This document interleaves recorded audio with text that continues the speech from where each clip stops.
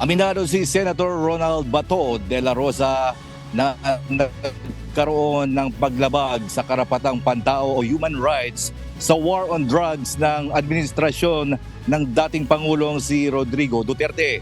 Gayunman, para sa mambabatas, sa iilang kaso lamang ito at hindi rin umano ipinag-utos ng pamahalaan. Binigyan din ito na walang matinong leader na magsasabi sa kanyang mga tauhan o nasasakupan na lumabag ang mga ito sa batas o labagin ang karapatang pantao. Hindi ko sinabi na walang nangyayaring human rights violation during the war on drugs. Aminado tayo dyan na mayroong mga kaso na talagang na-violate yung right ng tao. Kasi kung wala, dapat hindi nakakasuhan yung mga pulis na gumawa ng kalukuhan. Dapat walang pulis na yun na konbikto, nakasuhan, na konbikto, na kulong. Kaya nga dapat investigan individually bawat kaso.